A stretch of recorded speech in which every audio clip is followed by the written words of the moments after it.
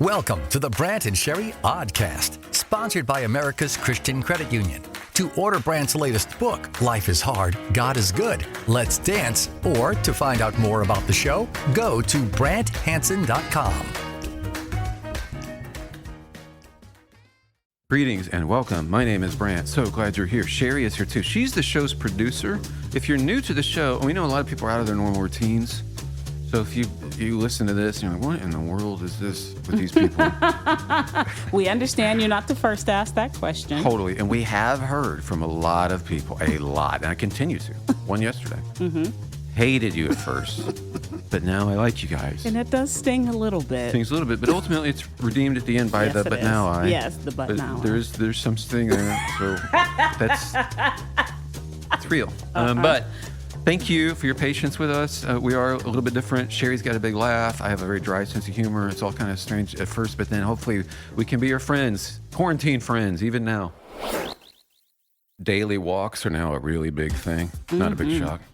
How's your walking thing going? Has it been good for you? Yes, it has. I really am glad that I'm able to do it, and it really has helped. I was going to the gym all the time. Yeah. And this has really, I may like it even more. Well, are you on the phone the whole time? Or I am not. Not? No. Not that I was insinuating. I know. I saw your face. All right. Yeah, there was no question genuine. mark there. It was actually a period.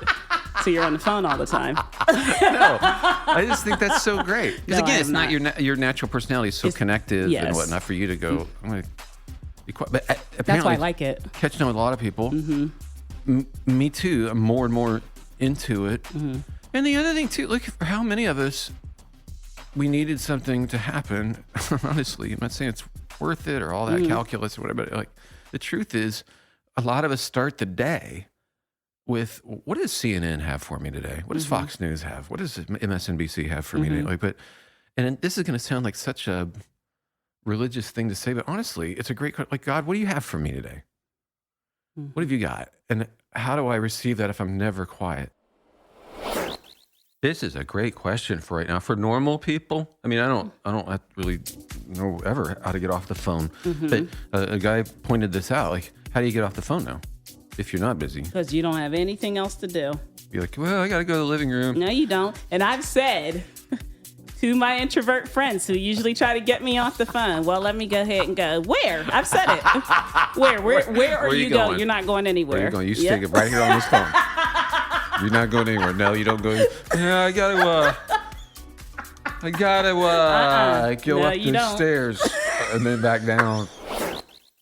A lot of people are like, hey, Brant, are you a shock jock? And I'm like, yeah. And they're like, cool. Hey, we'll listen to the show and we're going to let people know all about the show. Really? They I've also never heard that. And they're like, but you're rated G, right? You're not one of the, foul.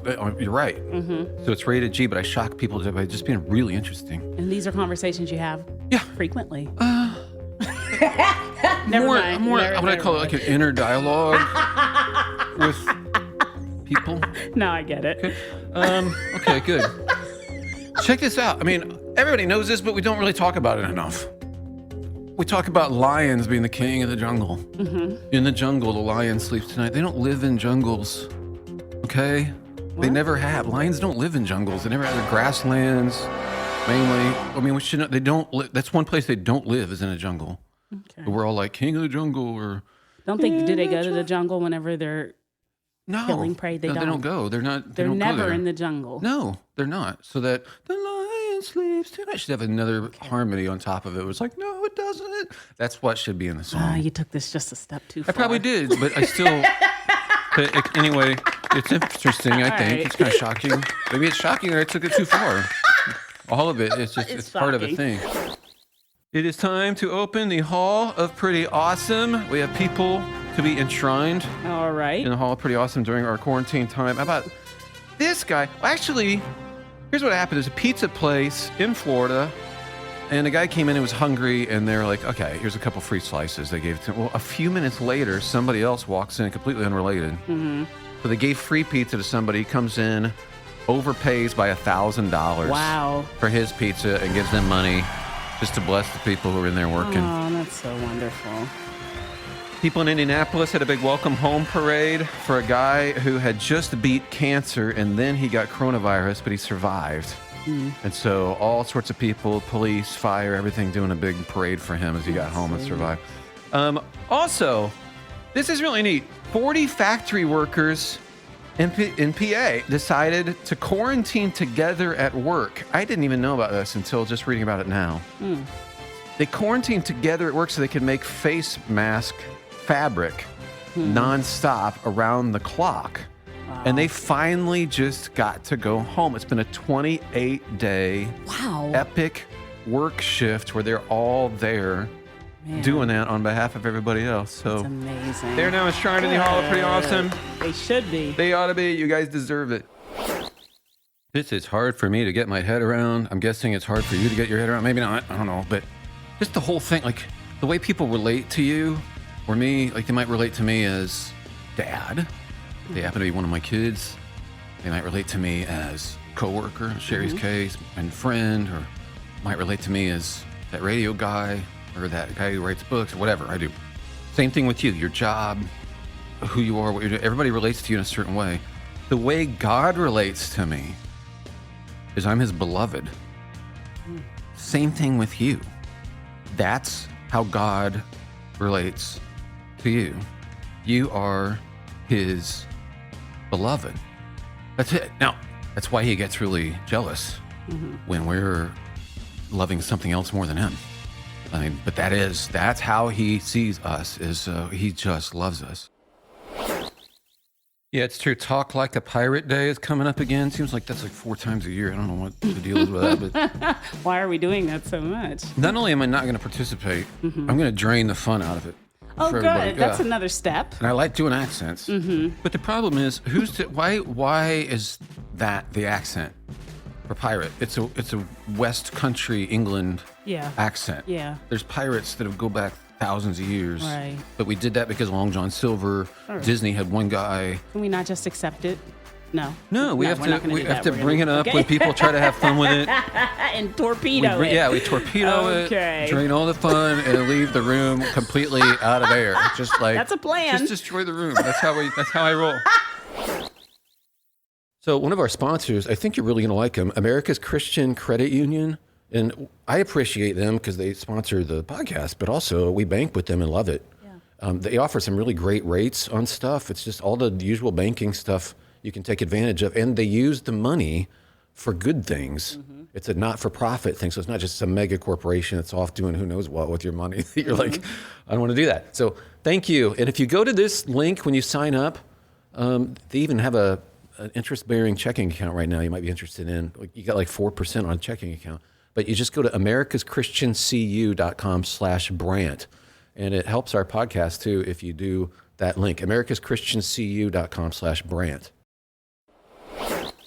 Tell you what, you got to salute the last Blockbuster. There's still a Blockbuster, and it's still open, even in the midst of all of this. There's one in Bend, Oregon. People are still going there. It's going just there. Curbside service or whatever. But it's like, guys, there's so many options. There's so many ways to get movies besides the one. This is the thing. If you're young, you don't remember this. No, you don't understand. The guilt of seeing that you still haven't taken that movie back yet, and it's accruing fines. That's right. And the fact that it accrues fines because this is complete foolishness, but it accrues fines, and that makes you not want to take it back because now you feel terrible. Well, and it's just really, this is the hard part about it. It really attributed to your laziness. So anytime I saw it, it was like you're an indictment. Yes. Yeah. Shame. It's like a VHS tape or something. And it just feels shame. Yes. Just every time. Shame, but not enough shame to actually do anything about it. This is how we live. And that made you feel more shameful because why would I not? There's just so much psychology where I'm just glad to be done with this. I don't want to brag about it or anything, but I do have a new pet frog. His name is Bertram. I've seen him. Now, is it really a pet? Because he just kind of showed up on your patio. Yeah. Okay, here's the thing. I have people are into plants right now. Yes, I got a couple ivy pots hanging on the wall outside. And he's taking up residence. It's like, 5 feet up, 6 feet up on the wall. Yeah. And he's right there. And he sits there. This is what's cool about it. Very low maintenance pet. Yes. Takes care of himself. He stares at the wall all day long. Mm-hmm. He leaves at night. Mm-hmm. I don't know what he's off doing or whatever. Who are we to say? I don't know. It doesn't matter. All right. But he's gone. And then he's back the next day staring at the wall all day. Okay. That's what he does. All right. And he is riveted by that wall. He just is like, this is the best wall I've seen that I've ever because you've seen. moved the plant to show me. Yeah, I have to and lift he the never, ivy, yeah, and and he's he right never there staring even, at yeah. the wall. No. And if you do it at night, he's gone. And the next day, I'll lift the ivy again, and there he is. I'm back here looking at this wall. It's still here. I'm still here. This may seem weird, but I want to relate the Michael Jordan documentary, which even weirder, I haven't actually seen. Okay, good. But it's out there, and I did read about it. I haven't seen it either, so I'll take this like, yeah, that's great. I want to relate it to our spiritual condition right now. Okay. This is going to be hard, okay? So we know you're busy, you got stuff going on, okay. But he made a comment about how he played harder in practice than he ever did in games. Which, from what I've heard, is true. Okay. Like there was this thing that he did, and so he said it was so that when I was in a game, I didn't have to think about it. Which I really find to be true about spiritual, what are called disciplines or things that we need to be doing. I was thinking about this with regard to what we're all going through right now. Like maybe this is the time where we start praying more, or we start reading the Bible more in a productive way. We start thinking about stuff because we're going to need it. Because things are changing. And I'm not saying that to worry anybody, but just to go, maybe God's using this time for some of us as a time out to say, I need you to change, to start practicing some of these things, because you're going to need to be a different person pretty soon for the good of everybody. Does that make any sense? It does. Okay, so there's something about doing those things, because you can't just turn it on in a moment. You can't just ignore, I can't just ignore God. And then suddenly, when people need me to be patient, joyful, yeah, all of a sudden you have peace, it. You're not going to have it. just go, okay, I'll do it. No, that's not how it works. It is time for Brant's 3 things. Here we go. Big fanfare to get your attention. These are hopefully helpful things. In fact, this is totally helpful.